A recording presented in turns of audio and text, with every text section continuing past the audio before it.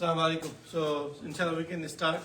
Again, just a quick intro for, I'll let him introduce himself, but again, really appreciate him traveling this morning early from Mountain View, but he's visiting us from Pakistan. He has a very extensive experience, over 30 years of Islamic banking, especially on Riba. He has done quite a bit of research in the light of Quran, and he has served at very prominent positions in Pakistan and internationally on different banks, specifically in Pakistan, Islamic State Bank of Pakistan. He was the first director of Islamic banking, Islamic financing. So I'll let him take over from here. Thank you very much. And Pervez Said, this will be about 45 minutes to 50 minutes session, and then we'll keep it 10 minutes for Q&A. Bismillahirrahmanirrahim. Assalamu alaikum. Gentlemen, thank you very, very much for inviting me for this talk. It is an honor. I'm here not just to share. Closer. Yes. Closer. I am here not just to share with you my views, but also to learn from you in the question and answer session. I will give an introduction of mine. My career actually is about 40 years. This means that 30 years has been in banking and 10 years have been in non-banking. In the non-banking area, I have worked for, I started my career at entry-level position with Exxon Chemicals in Pakistan. I have also worked for Unilever and Beckett Coleman and senior marketing positions. And eventually in that sector, I became this managing director for Johnson & Johnson in Pakistan. So it was an interesting journey. From there, I shifted to Citibank in conventional banking. I was their marketing head. We introduced branded products in Pakistan for the first time.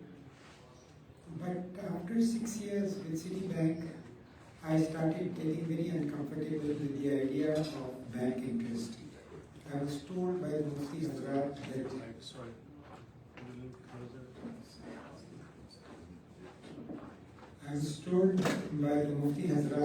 that Riba is haram and Riba is bank interest, so bank interest is also haram. Because of conviction, I left Citibank and I joined a startup for Islamic financing, Islamic investment bank, because I felt this is my calling. I should start this industry in Pakistan and see how it goes. Then I worked for, again, back to Citibank in Islamic, Standard Chartered Islamic, Mashid Bank Islamic. And then I was recruited by the Central Bank of Pakistan as their first director of Islamic banking, and I launched the industry in that country, giving them the basic, introducing the regulatory framework that you need for any banking sector. Then from there, I went back to the private sector. I took on the position of the CEO of Islamic Bank. I also served in different international Islamic organizations in various positions. There are two reasons why I'm giving such an elaborate introduction. First is that we are all responsible for the decisions we take and our own beliefs. So whatever I'm going to tell you, my 30 years of experience tells me that it is very different than what you have heard.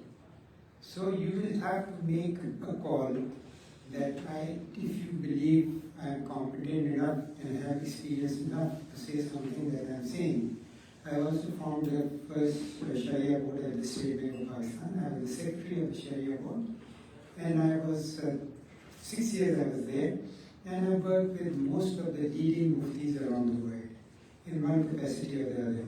So I'm very familiar. I like to believe I'm very familiar.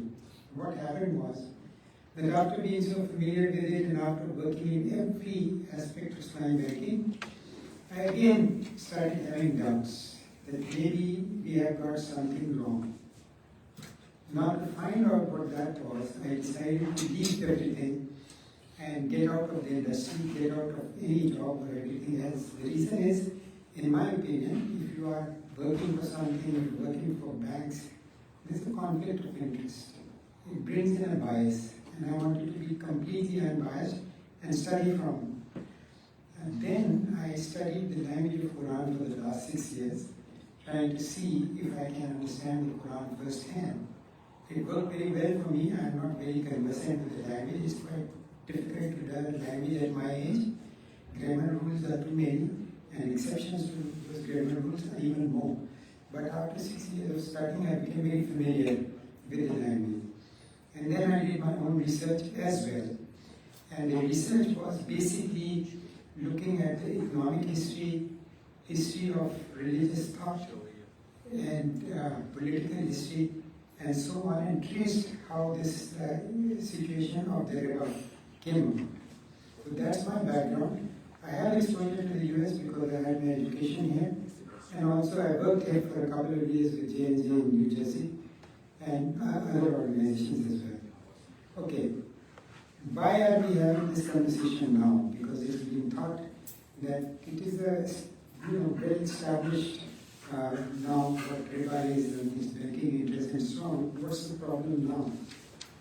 In my opinion, it was established understanding of Riba, but for the past 50 years, there has been a talk within even the Sharia community that maybe there's something missing.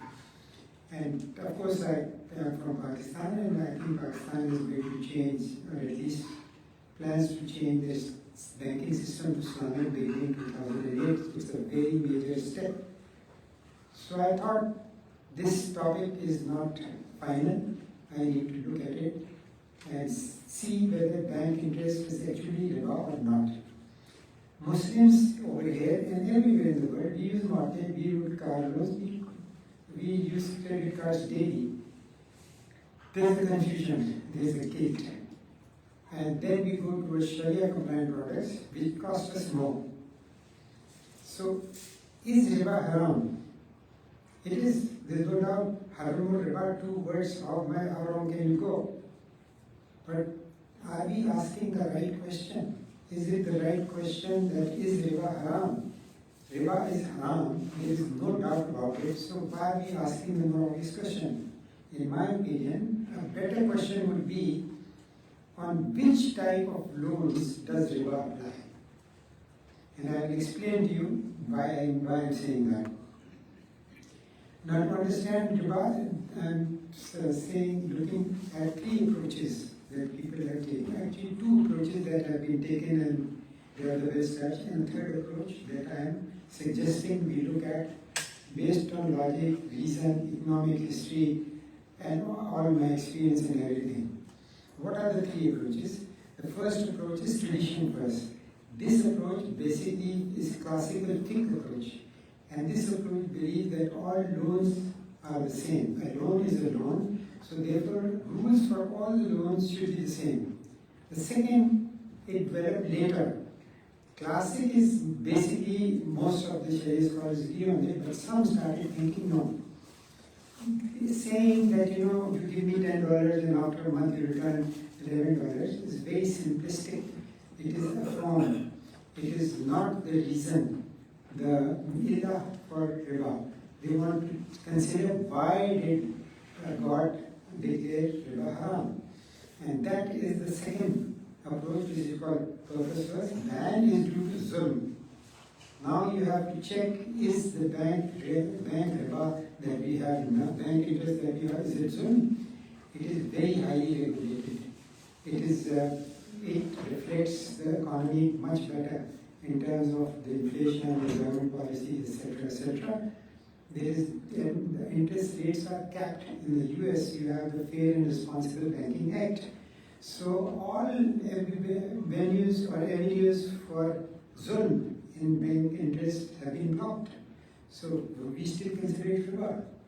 And here I am giving you the third approach, which is category first. In my opinion, Quran created two loan types, not just one. A loan is not correct. There are two different types of loans, therefore there are two different types of rules. Approach one, let's look at it a little in depth. What is approach one? Logic is one word loan, one ruling for all loans. That is a classical fiqh approach. Any extra is haram, therefore bank interest is haram. That is the tradition first view. The strength of this view is that there is continuity. It has been the same for a long time now, and there is a scholarly consensus on this view. Okay, this is what in Riba is. However, the weakness is that scholars mastered fiqh and Arabic, not modern banking. So how can they equate the two? If I have got my hands closed like this, and in this hand is riba, and you know it very well, you have no idea what this hand has. How will you equate the two? So the Sharia scholars were very conversant with riba, they are not conversant with banking. So there is a possibility that they should not be equating the two. Approach to purpose first. Logic is ask, why did Allah ban riba? It's not just a question. You see, the first approach was the form. The second approach is the substance. Why did Allah ban riba? And the answer is that zulm, injustice, debt slavery. That is what riba was leading to, and therefore the Quran banned it. Verse 3, ayat 130, do not consume riba, double and multiply. If debtor is in hardship, grant him time. Conclusion of this is that not all loans are riba, because this is just, if there is no zulm in a loan, which is like bank interest has no zulm because it is highly regulated. So therefore, the people who believe in this approach believe that bank interest is an exception, it is not riba. And this approach has been gaining ground in the past few years, and there are some very well-known scholars that believe in this. Now, third approach is the category first view. This is my view, which is based on research and very extensive experience and after interaction with all the stakeholders in the world on Islamic finance. And because I actually got a chance to establish the Islamic banking industry right from the grassroots, I'm very, very familiar with all these stakeholders and what we have. What do I believe? My proposal is based on Quran structure. Logic, economic theory and banking. It's not fiqh. My proposal is not based on fiqh.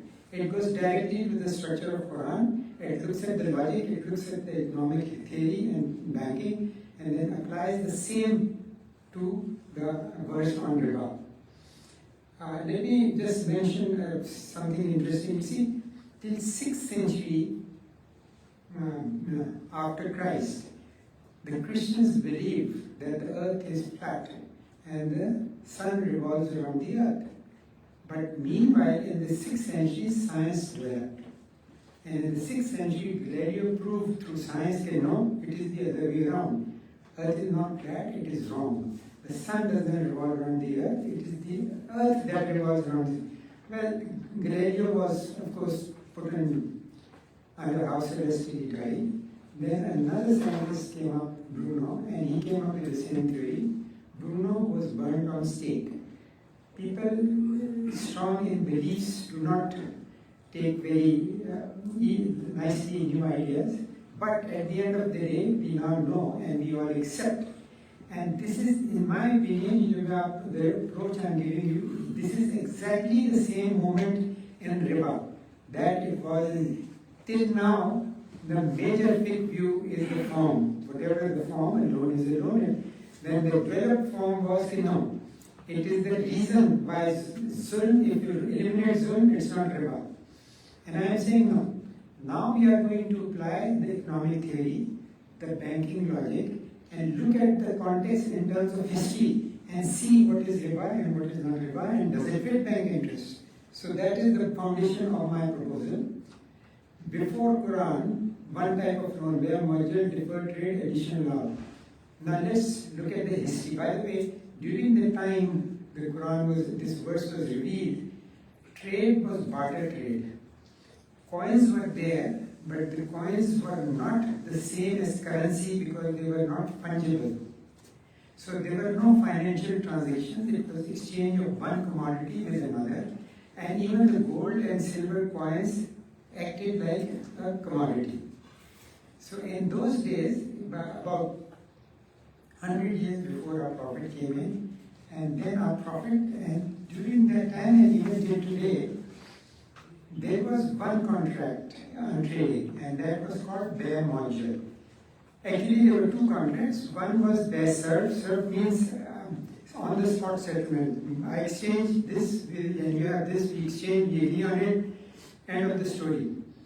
But there is bear module. Bear module says, okay, I will give you this, you don't have any cups today. Next month when you give me the cup, instead of one, I will take two.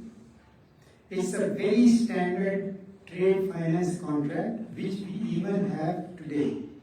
This contract was there and it was practiced by everyone. That is how the economy was running. What happened was that when somebody was needy, somebody, for example, needed wheat to feed his family, he would go to the traders. The traders, instead of giving them charity, they would give them wheat under the same contract. Here's one sack of wheat, give it back to me, equivalent 1.5 sack. That is what the prevalent practice was. Quran said no. There is no one category of loans. There are two categories of loans. And the second category is Qarz-e Hasana. First category was commercial loans. Second category is Qarz-e Hasana, which are social loans. And God says, who among you will give me such a beautiful loan so I can return it to you multiplied. So Quran actually changed, it is in a way, it sounds very simple, but it is a revolution that Quran introduced by introducing second category of loans. Because one category of commercial loans was to support the productive, and the second category of social loans was to protect the poor. So Quran did not ban time value of money or the extra that we had in the module. What it banned was profiting from poverty. So Qarz-e Hasana was introduced by the Quran and it had different rules. Two categories, different loans, different rules. What are these? First is their module. It's a commercial loan, it's a trade credit. It even prevails today. It was prevailing then. Purpose is business, home, etc. To support the economic activity, to support the people who are productive. Extra for time built into the price. You were allowed to charge extra even then and even now. If you are going to settle this transaction in the future, you can ask for extra. Quran in verse number 282, 13 lines about bear module qarz. It has 13 lines. It explains, write it, get witnesses. The one who is taking it has to write everything. So Quran actually elaborated bear module loans. And then it also elaborated Qarz-e Hasana separate. Over here in Qarz-e Hasana, you can give whatever you give, you cannot add anything to it. You cannot enforce correction, and if you give a principle, that's even better. That's Qarz-e Hasana rules. Bear module rules are simple trade credit. You are allowed to charge extra, you are allowed to collect, you are allowed to write and make sure it is an agreement that everybody adheres to. What is Qarz-e Hasana? Social benevolent loans, need, poverty, emergency, whenever somebody needs, you are encouraged to give them. Quran rules, verse 2, ayat 280, give time to poor, forgive. These are the rules from bear module. These are the rules for Qarz-e Hasana. They are not the rules for bear module. Bear module rules are already explained. Extra for time is prohibited. If whatever you give, that is what you get back, and if you charge extra, that is riba. And extra for time is prohibited. Riba is prohibited. It's the rule of Qarz-e Hasana. It is not the rule of commercial credit. What are modern bank loans? Home loans, car loans, business loans, etc. They are commercial loans. They do not belong to the category of benevolent loans. They belong to the category of commercial loan. In commercial loan, Quran has allowed you to charge extra. So there is no one that can stop you. No bank, if you are aware of any bank, please let me know, gives you Qarz-e Hasana. They don't. They give you their module loans, the commercial loans. Deferred payment for the extra that you charge is for time, is for risk, is Even, now it's very complicated. The interest rates are basically also reflective of the state of the economy, inflation, etc. It is also reflective of the government policies. It is not a simple, you add something and that is interest. It's very complicated and it is different. It is totally different than Qarz Hasna. In Qarz Hasna, this applies. You add something, it is riba. Over here, it's different things. Addition is allowed. It's not a charity. Not Qarz Hasna. Modern banks do not give charity, they do not give Qarz Hasna, they only give commercial loans. Therefore, Riba rules do not apply to the banks. Riba rule applies to Qarz Hasna. Banks don't give Qarz Hasna, so you cannot apply the rule of Qarz Hasna to banks. It's a different category of loan. What's the problem? If we call bank interest riba, it's a category error. You see, you are looking at rules of Qarz Hasna, applying it to commercial loans. It's a category error, but what is the danger in it is that we take what Allah called trade in Surah 2 and 275 Allah Mia permitted bear. Bear were two types, surf in settlement on spot, bear module settlement in future with addition. Quran actually allowed that. And if you are saying this is wrong, then what you are doing is you are declaring haram, which Allah in the Quran has declared as halal. This is not allowed. God did not allow even His prophets to declare anything haram, which God has already declared halal. So this is what it is. And when we apply Qarz Hasna rules to the commercial loans, we are basically mixing oranges with apple and getting the confusion there. What is the result? The result is it's hypocrisy. We all use commercial banking products, and yet we then have to run to Islamic products because we are guilty, and Islamic products are less efficient and they cost us more for no rhyme or reason. Why does this view that I have given you, the category pursuit, why does it fit 2026? The reason is it encourages honesty, it ends guilt, it removes underground borrowing. Some of us who are very stringent about it, then they start borrowing underground, and that's when you get charged 100% interest, and that's where riba lies. And it's dishonest. I mean, if we believe that riba is bank interest, then we cannot use commercial banking products. Why are we doing that? Then, the poor are protected. Qarz Hasna loans, you cannot charge anything extra. So this two-category loan view protects the poor. And its maqasid Sharia is to prevent harm, and it does. Because you see, just as it is important for us to protect the poor, we must also support the productive. If you don't support the productive, your economy won't work, your society will crumble. So it has to work both. You can't have one without the other. Quran's language, I said I went to the structure of the Quran. There are 30 lines for trades, but 2 or 3 lines for Qarz Hasna. Because their module, commercial loans are very complicated, and Quran itself is giving the rules for that. So if Quran is giving you the rules for 2 types of loan, how can we then say no, there is only one loan? There are 2 types. Quran has given, aap dekhen. Objections you may have, you might think that every loan with benefit is riza. It's a hadith. It is a hadith. But hadith, first of all, the scholars differ on this. Like I said, now they are looking at the illa for the riba, and that they say zulm. Secondly, you must read the hadith in the context of Quran. If Quran says very clearly, Ahallullahu Bai'a, which was both spot sale and future sale as additional price, then how can any hadith conclude that Bai Majal is haram? Look at the context. Second, somebody will say, isn't this making halal what is haram? Why is bank interest? You are trying to make bank interest halal and you have come up with this story? No. The thing is, we are returning halal to what Allah called halal. Allah has written very clearly, Ahallullahu Bai'a. That is what we are doing. We are not declaring or trying to camouflage the haram into halal. We are declaring what is halal as has been declared in the Quran. What I am not saying कि आप predatory lending करें और मजे में commercial interest on the name of commercial interest you start charging enormous interest. You can't even do that.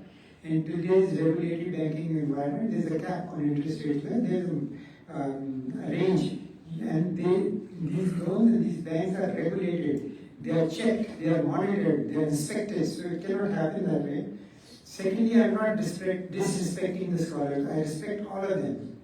You see, having a different opinion from a scholar does not mean that I am disrespecting the scholars. Imam Maliki, when he was saying his sermon in the Masjid Nabi, he pointed towards the grave of the Prophet and he said, except the person who is in the grave, everybody else is open to criticism and you can differ, except for him.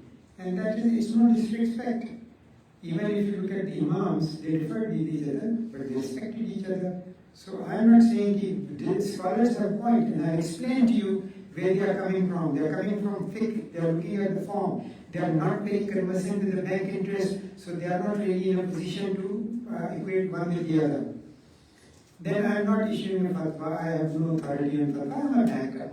Just like in my opinion, and I may be wrong, Sharia scholars are not an authority on bank. So they cannot tell you what you should do in banking or not. Similarly, I am not an authority on Sharia. I am very familiar with it. I was a member of the Sharia board for 6 years, but I cannot issue fatwa, and this is not a fatwa. What am I saying? All I am saying is, let's read the Quran's categories carefully. Quran itself has specified 2 categories. Read it again. Read it. How did I come to this conclusion? Because I had read it not from the point of view of fiqh, but from the point of view of economics and banking. These are the latest sciences. Apply the science. Just like Galileo applied the science and he discovered that the earth was actually round. So we are now applying the science to this, and we are finding out bank interest is not riba. Bank interest is not haram. My journey and I mentioned in my introduction, 30 years, building Islamic banking, state bank, city bank, Standard Bank, Mashriq Bank, CEO, Bush Bank, you name it, I've been there. I've worked for a lot of international Islamic organizations, different technical capacities, and also a lot of people in my heydays in the US were consulting with me on Islamic finance. So I'm not saying that I'm a big shot. All I'm trying to tell you is that there is no aspect of this industry that I don't have personal hands-on experience of. So if that is the case, and if my argument appears logical to you, then I am hoping that you will say, okay, this makes sense, we can go with that. Secondly, I left this industry in 2007. I just dropped everything. My last job was the CEO of a bank, and I said, no, I'm going to go out. I don't want to have a conflict of interest. And I learned Arabic firsthand because I want to understand Quran firsthand. After all, Sharia scholars are very respectable people. They are giants in fiqh, and they have an opinion, and I'm saying, no, it's not that, it's that. So I need to understand. So I did that, and I've been doing that since 2017. That's quite a long time. And the approach 3 that I presented to you comes from that. Comes from that research, comes from that experience, comes from that understanding the structure of Quran firsthand. That's where approach 3 comes from.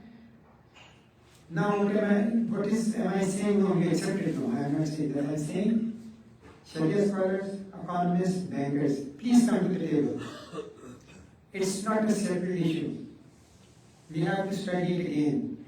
Particularly in countries like this, where Muslims are feeling very guilty of being in the bank, and there is no reason. And unless you understand this, you would not be able to be very productive. Who's going to decide? Am I going to make a presentation here and tell you, okay, 2 categories or not, and bank interest? No. Sharia scholars. But bankers and economists, they must come to the table. That is where this needs to be sorted out. No fatwas. I remember I was in Pakistan, I probably should mention it, but it actually happened. So I tell you, somebody mentioned to me that आप गुमराही फैला रहे हैं, हम आपको बज़ोरे बाजू रोक देंगे. I haven't seen a more serious approach. दलील का जवाब दलील ही होता है. अब तो हम मुहर्रम में से गुजर रहे हैं ना, देखते हैं करबला का वाक़या क्या हुआ। जबरदस्ती ये किया ना जो मुझे वो कह रहे हैं कि हम आपको कर देंगे, दलील से चलेगी। What am I saying now? Conclusion मेरी क्या है? Quran banned economic slavery, not economic tools. ये तो एडिशन करके इंटरेस्ट देना है, interest is an economic tool. That is tools को नहीं बैन कर सकता, आप हथौड़ी को बैन नहीं कर सकते कि जी इसने किसी के सर पे हथौड़ी मारकर उसका सर तोड़ दिया, वो बैन करेंगे कि आप किसी का सर नहीं तोड़ सकते। लेकिन अगर आप हथौड़ी आप बैन कर देंगे तो कील कैसे ठोकेंगे, बाकी काम कैसे चलेंगे। सो इकोनॉमिक टूल बैन नहीं हो सकता, उसका जो यूज है अगर वो मिस यूज हो रहा है तो उसको बैन किया जाए। फिर मैं कह रहा हूँ कि ये बात जरा से हमें बांध लेनी चाहिए, कुरान से आए ये two rules, that's the Quranic model. उसको आप चैलेंज करें कि नहीं ऐसा नहीं है तो हम देख लेंगे, लेकिन ये कुरान का मॉडल तो ये है। अगर आप फिक पे जाएंगे तो उनका मॉडल ये है कि सारे लोग एक ही हैं और सबको गधा घोड़ा एक ही जगह बांध दें। कुरान कहते हैं भाई गधा अलग बनेगा, घोड़ा अलग बनेगा। आपको पॉवर्टी से प्रोटेक्ट करना है और आपको प्रोडक्टिव लोगों को इनकरेज करना है, उनको सपोर्ट करना है। That is the Quranic view and that is why it sits in this century. Let's protect the vulnerable with Qazi Hasna. Let's feed the productive with commercial loans. Jazakallah khairan. Any questions you have will be welcome. Actually,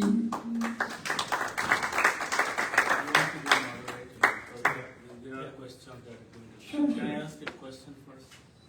But I think you wanted to make a final comment. Yeah, go no, ahead. I'm just saying that this is going to be a very good learning experience from your questions here. This is a very important subject in the US. My sense is that most Muslims have brushed it under the carpet because they can't handle the situation and they feel guilty. But there is absolutely no need. Let's talk about it and decide what it is. And the best place to decide is on the table. Chaliye sir, bataiye aap. So thank you, Pervez Said. We'll be taking few questions, and there's definitely a point of guilt that we feel. So I think it will be interesting to have that discussion. So in the ayat then there is a word tijaratan hadiratan. Are you translating that as a bay muajjil, because bay muajjil is not a Quranic term? What's the meaning of bay muajjil? Bay is a Quranic term. It's not in the Quran. Bay. I have it down. Bay, right? Bay is there, but bay Hang on. muajjil is not there. Hang on, it doesn't matter. Now you study the context. Now you study कि जब ये verse आया, what was happening in the market? There were two contracts. You cannot do. Even the Prophet was using that much. And That's even what the I'm Sharia asking. scholar. Muaj उसमें है tijaratan hadiratan का लफ्ज़ है. Is that close to what your term is bay muajjil is? Or I'm just trying to learn this thing. Could be. You can interpret it like that. But what I'm trying to tell you is कि मैंने कुरान के structure में देखा कि बे है हलाल, फिर मैंने देखा कि what does our trade and economic history tell us? What was there in those days? What were the bad contracts our Prophet was doing? What were the bad contracts everybody else was doing? There were just two contracts. And Quran did not differentiate. Quran did not say that this bad is halal and this bad is not. So if it is saying bad is halal, it is including both the contracts, and these are the two contracts. It's a historical fact. So that's how I approach. So, Pervez, I think we have few people who don't understand Urdu. Oh, sorry. So if you My might just keep apologies. it. Okay, can you try without the microphone? Because to me, I don't know whether microphone. We are broadcasting. No, that's not gonna work. It's not, yeah, because his volume is a little soft. Yeah, Can we lower the volume of the microphone? Yeah, I can. Okay, let's try it without. Let's try it without. You come forward. No, No, because we have restrictions. अच्छा चलिए Okay, बताइए. all right. Brother Nazir. Yeah, Jazakallah khair, brother. This is very serious subject actually, and you have the courage to bring it up in front of all those people who have been learning the riba for 1400 years. Totally different what you are saying. And the beautiful thing about what you said, that you first learn the Arabic to understand and to challenge those people with this. And replying to most of the questions that you have, Allah said, yurbi sadaqat. Allah yurbi sadaqat. The word riba is not a bad word. It is just the way you use it. I just want to say that I'm supporting you 100% with what you said, and it is absolutely correct. Jazakallah khair. Thank you. Well, later, okay. Yeah, brother. Yeah, I think I need this. So I refer to the ayah that you said, وَأَحَلَّ اللَّهُ الْبَيْعَ. But if we read the whole ayah, the ayah says, ذلك بأنهم قالوا إنما البيع مثل الربا وأحل الله البيع وحرم الربا. I'm going to explain it from my personal, very simple context. What is bay'a? Literally, Trade, it means to sell. Trade. To sell. Okay? Trade is a connotation. Literal meaning, ishtara is to buy, tijara is to buy and sell. Bay is to sell. And the reason why I'm emphasizing that, because we are focusing on the contracts for selling. We are not focusing on the contract for buying. It's selling. And what you're saying, if you allow me to elaborate, I will tell you the reason why those, when the kuffar said that, it is the same thing, they were not that wrong. You know why they were not that wrong? Because the loans that they were giving, the Qarz-e Hasana loans that they were giving, but not Qarz-e Hasana loans, they were giving Bamajil. So they were saying, what's the difference? It's the same contract. But the Quran said, no, it is not the same contract, this is not the same category of loan. Actually, with differentiating these contracts, these categories, Quran has introduced a revolution in the whole economy going forward, which we don't even realize. Had we been stuck with the definition of that comes to us from fiqh. So my point here is, what is bay'a? Bay'a is tijara, yes? So trade. You can say it connotes that. From all of us, if I want to do trade or if I want to do bay'a, there are two possibilities. I gain or I lose. Is there a way that bay'a is always gain? No, let me just explain. Is there a chance that bay'a is going to be gain all the time? The answer is no. Because there is always a chance to lose and there is a chance to gain. Now let's go to the riba, the interest. So you're saying interest is not riba. Let's go to the interest. Is there a chance that there is a lose? The answer is no. It's completely no. And that is the difference between the two. Riba is about... I'm very surprised that you should say that you don't lose in interest. You're sitting in Silicon Valley. The Silicon Valley Bank lost. It got bankrupt. It went belly up. They were an interest-based institution. No, wait. And They get drunk, but they will get their money. It's not about interest. We're talking about interest. Actually, there are a couple of things. In my opinion, we are mixing a few things. No. Riba is very well defined in Islamic context, in Islamic Sharia. And we cannot say that there are scholars who cannot interpret the Sharia with the banking system. I don't agree with this at all. Fine. Because scholars, we have to trust them. I grew up in a conservative home, where my father was a scholar. He was always saying, do not touch banks, but sometimes you have to get your salary, you have to get some banking, get transactions, so all of us have a banking account. But as long as you can go away from riba, this is a good thing. I am now 62 years old, and I have done all kinds of things, bought homes, bought cars, and even in the US I bought a home, but I have never gone into a banking interest for one simple reason, because riba is riba. And when you have, as a person, if you have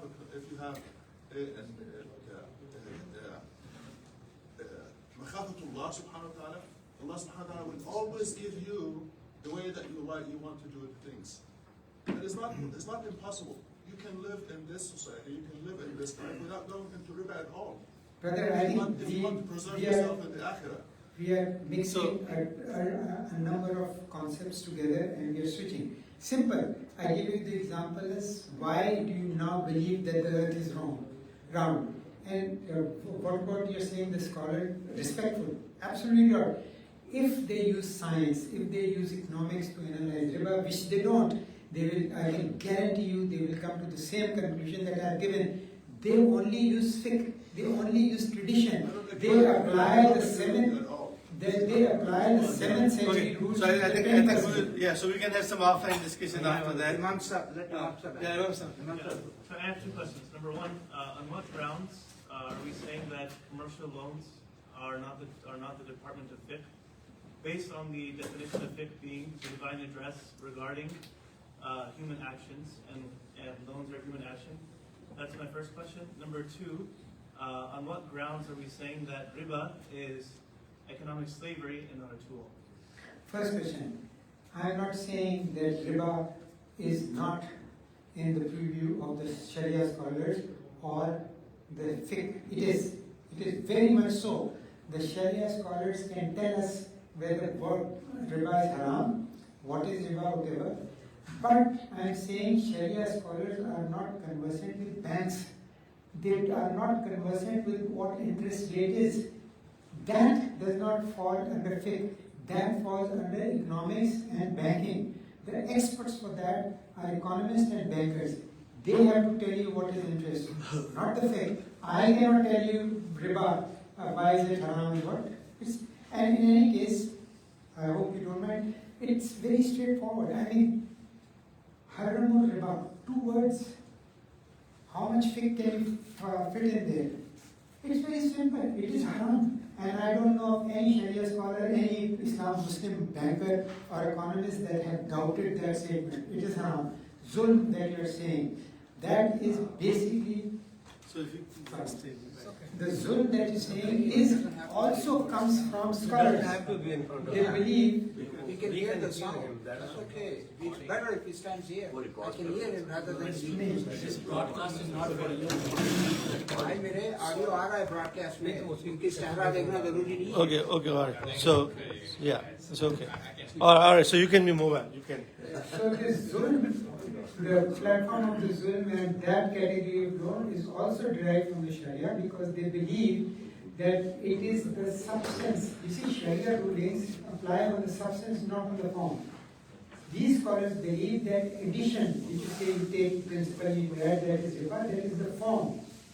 But what needs to be done is looking at the reason for riba. And the reason from riba is if it is unregulated riba, you go back. Sorry, I'm digressing.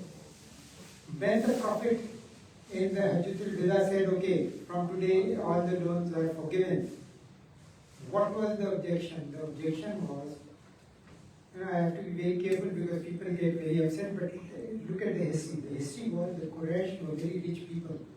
Why were they rich people? They were traders. But why traders? There were many. What they were using this trade contracts, riba, is to economically slave all the tribes around them. They would give them their margin and not collect loan and take favors. You look at the history, you realize one of the reasons the Quraysh were rich is because when their caravans traveled from one area to the other, nobody would charge them any tax or anything, and they were free. 2 reasons. One, they had enslaved them in riba. Secondly, they had their gods in Makkah. That is how they used it. So riba was actually to economically slave people. Yeah. That's my study of So, just guidelines here. If you can keep the answers short, Okay, questions fine, short, so fine. I think we can Okay, move sorry. on to Said. I tend to agree with your classification of a predatory loan versus a loan with a generous intent. In fact, there is a verse of the Quran, it is chapter 30, verse 39, which, in my opinion, makes this distinction or tells you what a predatory loan is. That verse says, I'll first do the line in Arabic, وَمَا أَتَيْتُمْ مِنْ رِبَا لِيَرْبُوا فِي أَمْوَالِ النَّاسِ فَلَا يَرْبُوا إِنْدَ اللَّهِ. To translate, and I'm going to add some parenthetical text to make it easier to understand. Whatever you have given out of usurious intent, right, that it may grow, within parentheses, by acquiring claim in, within parentheses, the hard-earned belonging of fellow men does not grow in the sight of Allah. In other words, that if I contemplate giving a loan, that one day I'm going to lay claim to your assets because you won't have the ability to pay me back, that is usurious intent, and that is the predatory loan. That is what the Quraysh are doing. That is how they are entangling everyone. So I in their agree web. with you. Thank you so much. Yeah. Well, the home loans are not predatory, it's a win-win situation. But if you lose, they're gonna be looking at your home. Is it losing Yeah. and making profit? There is a risk. How you So I think we will have a little more elaborate discussion offline. Can I just add one more point? What he referred to, the delayed trade, is that you give me wheat in summer and I'll give you sugar in December. Okay? There is an element Yes. of risk involved, Yes. and that trade was taking place. That risk was factored in. Otherwise, the business won't survive. Let me tell you something, as a banker, 30 years experience, and I've been a central banker, there is not a single financial transaction that is devoid of risk. The risk may be less or more. Human beings have not come up with a financial transaction that doesn't have a risk. That's what I can tell you as a regulator.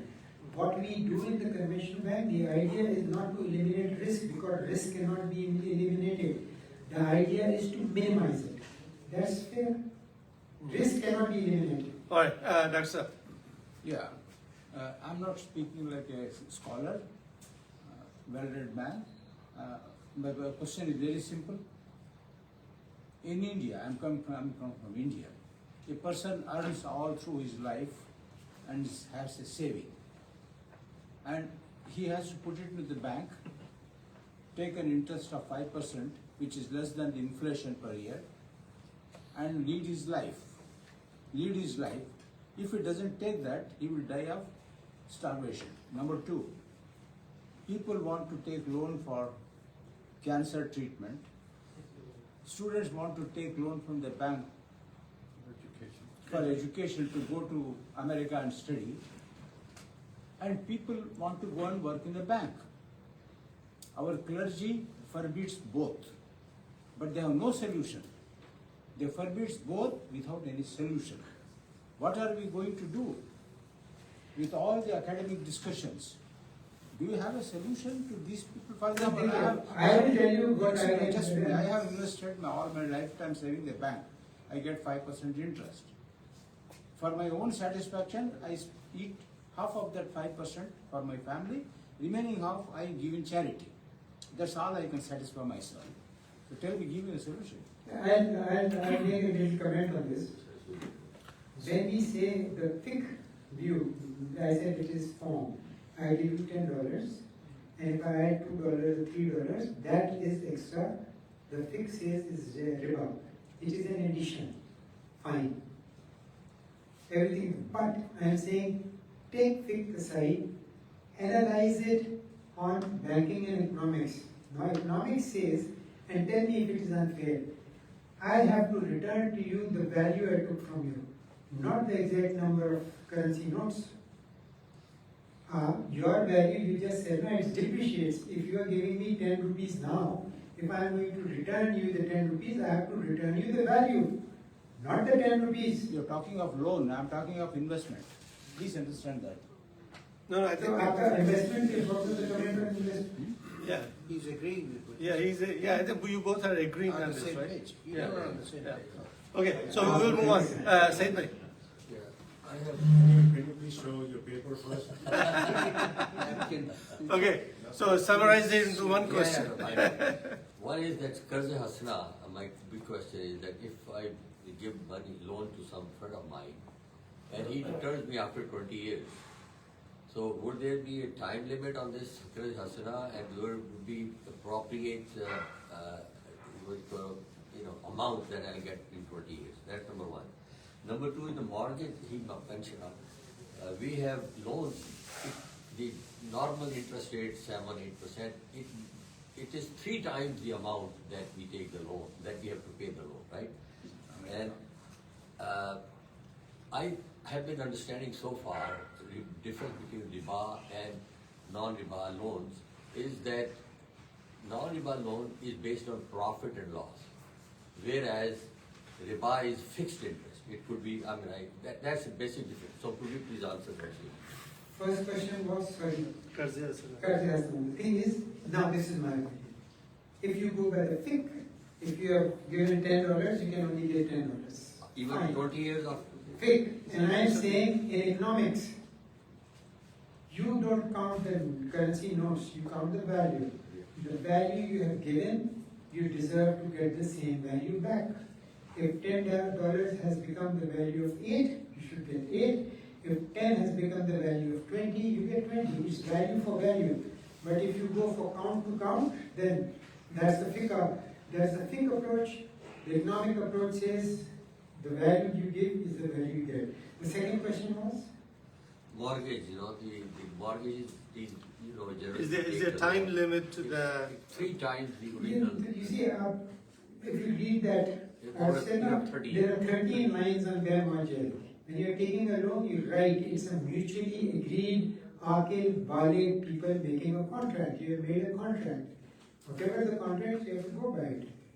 Don't make the contract or whatever else. You see, the thing is, Don't have a choice. that's true. Islam is not all about banking and economics.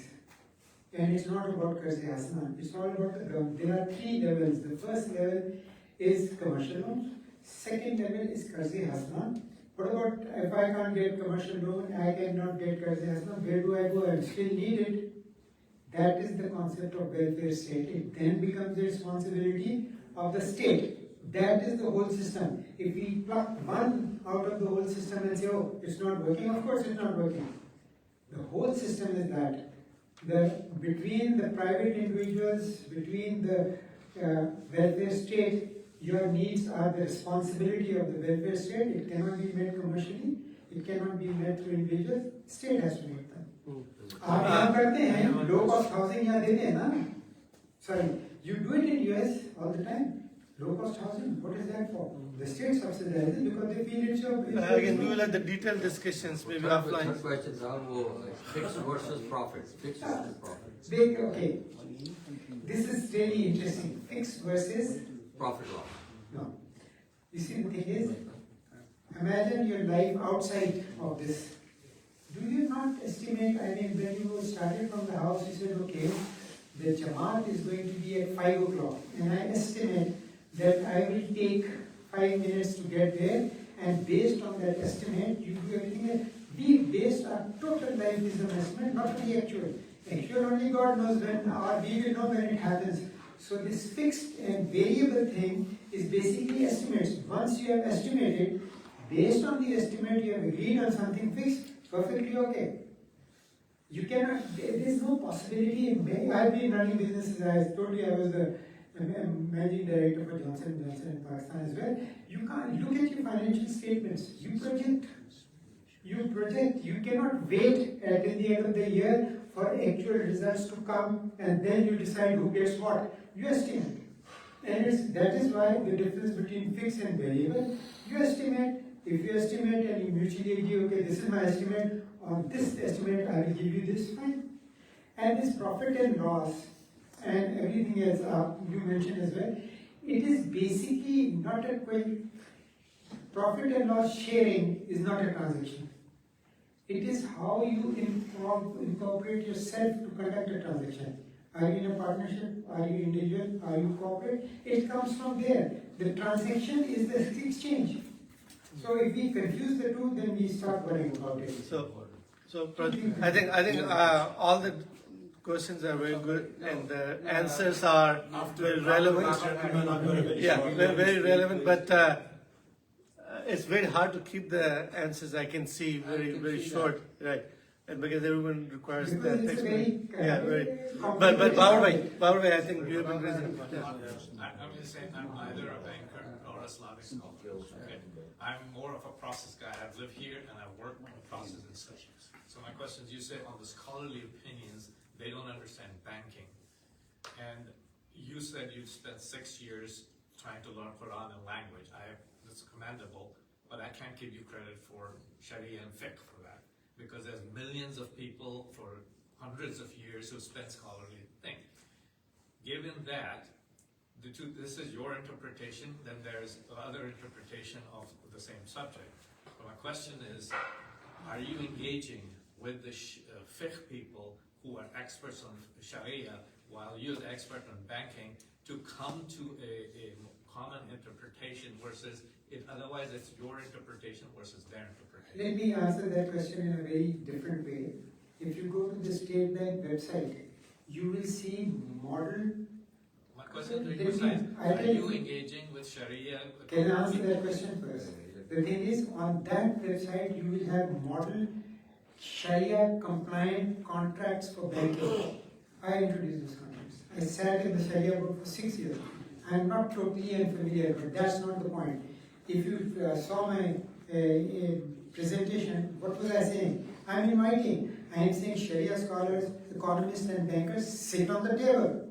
Sit on the table. But I hope don't take it amiss.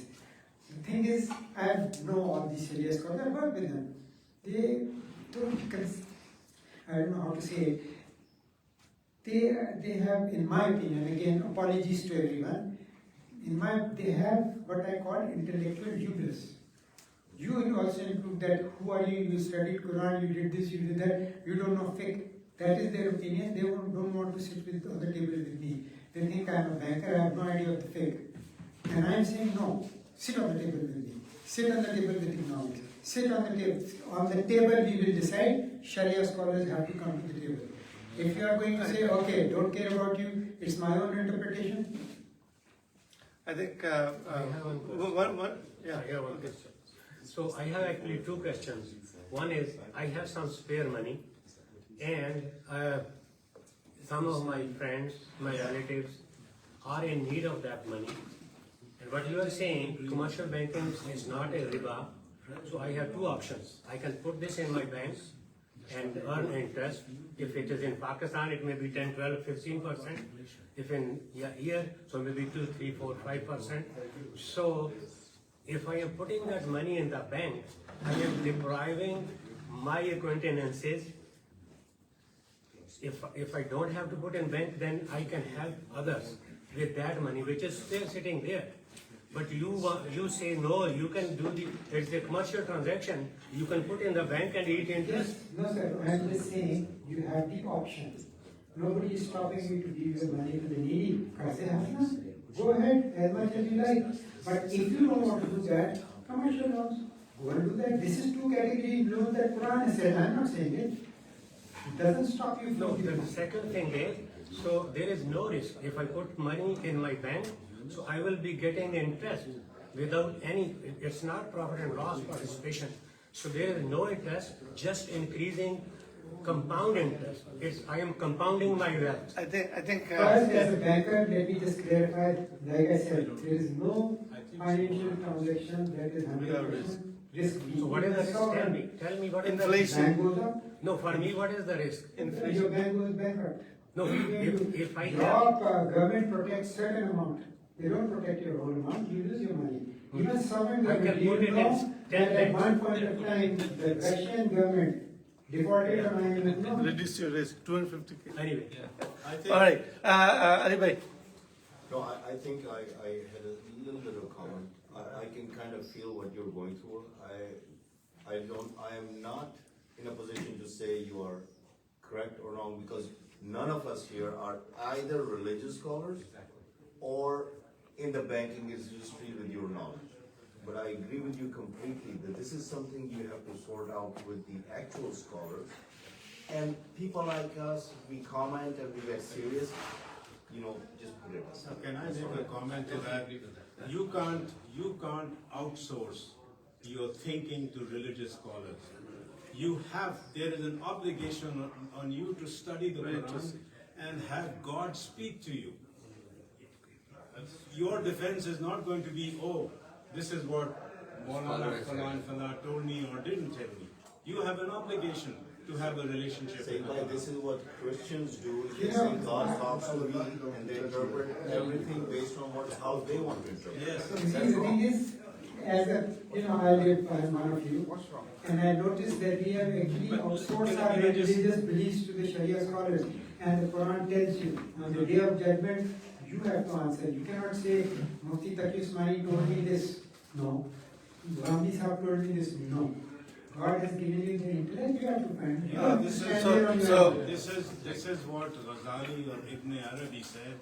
They said, learn to read the Quran with your own eyes, not with the eyes of the scholar. Anyways, I think one point in your presentation, when you say Qarde Hasana, my understanding, I agree with what you're saying, but Qarde Hasana, you're using it the wrong way. Qarde Hasana is that loan which you give to God, or for that purpose. And forget about it. And forget about it. Your return is in. You see, there was a forgive. Exactly, you are giving the loan to God, and God has promised He's going to give you multiple times back. Yes. Why are you asking the person you have given loan to give you anything return on it? You are double dipping. That's your loan with God. You take it from Him. Why are you taking it? And in his slide, it was good. But the thing is, good if you forgive. Qarde Hasana should not be understood as a generous loan to another person. It is money that you're giving and you're not expecting it back. Can I talk to you after? Okay, so I think we're going to take maybe 2 questions. I have one question after Yunus Okay, Bhai. okay. No, Yunus Bhai he had a long. Okay, go ahead. I have one comment, but I'm going to do it offline. Yeah, okay. Two things, from my side. Thank you for sharing your experience, but the way you put it forward, and we are saying that all the banking system in the world is Islamic. Instead of announcing that all banks are Islamic, why there is a separate division you created called Islamic banking? Can I answer that? Yeah. That is exactly what I'm protesting. I made that department, I made that regulation, and I realized it was wrong. I walked out, Tawbah. And then by my hair, I'm trying to fix what I did wrong. I just want to inform you. I mean, my job is not to convince you. Guide is from Allah. God has given me the opportunity of knowing some knowledge, some experience, and I'm just sharing it with you. I'm not interested, I cannot convince you. Very interesting, yeah. No, I think Last question, the President. Yeah, and after him, we will do a last one and then we can. Assalamu alaikum. Thanks for sharing your knowledge, really very insightful for me. So just one question, I just want to be very specific. In today's banking products, what do you categorize as a predatory loan? By the way, Akil Bhai is in banking. I'm in He's in fintech, banking. not exactly. No, anything that is outside the structured loans that are managed and controlled by a central bank become predatory. Anything other than that is. Yes, because the central bank is monitoring everything, they are giving you a band. In my opinion, you go out of that band, you're predatory. So anything which is regulated is Yes. Okay. good enough. Faisal Bhai, last question, Faisal Bhai. I think a credit card loan is predatory, 20%. Yeah, 21%. Yeah, yeah. So again, first of all, thank you, Pervez Bhai. Very nice. I'm glad we ran into you. Can I talk? So thank you once again. It was a very nice presentation. I agree with majority of what you said, right? So for my question is for people who don't agree. I'm going to put a scenario, and I want an answer. A scenario is, a kid graduates from college, right? He has a job to go to. He lives in the Silicon Valley. He cannot get to his job if he doesn't have a car. The only way for him to get a car, if he goes to the bank and he says, hey, give me a car, because he doesn't have 20, 30, or even $5,000 to go buy a used car, right? So is that riba? If he goes to the bank, gets a car to make a better living, to go to work, so he can support himself? Let me just make one comment. No, it's not practical. Hold on. Are you asking question to the audience or? Yeah, okay, all right. So This comment, This comment is as a banker. And comment that I'm going to make, nothing to do with FIC, it's banking. No bank ever gives you a loan. No bank gives you a loan. They give you liquidity. Unless they are very sure that you can return it and they've got everything else, nobody is going to give you a loan. Bank never gives loan. If bank doesn't give any loan, where is the riba? Yeah, there's Riba is not loan. Bank doesn't give you any loan. Well, Tell me a bank that doesn't give you a loan. I have been running banks. I mean, as a student, they Give think me that liquidity. they bet on your future. Yeah. Yeah. I think we're gonna conclude here. We can have offline discussion. Yeah. Because this is not a age-old topic, right? There is a debate between scholars and the economists and other things. As a common man, this is a very debatable topic. We have our own opinions about all of this. It should stay within us. Before we go and say, spread out that this is not riba, there has to be a consensus that, because if I don't know anything, come here and listen to you and form an opinion that this is not riba, whose fault is this? Yours. You are responsible for your own beliefs. I am not responsible for your beliefs. I am just here to get your point of view. Listen to it and decide for yourself.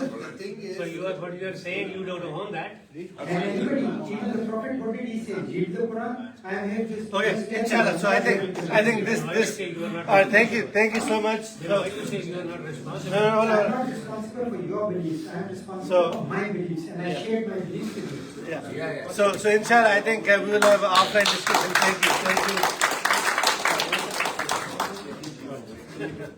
Thank you, Pervez. I know that it's a very. Okay, you made our life very easy. You made our life very easy.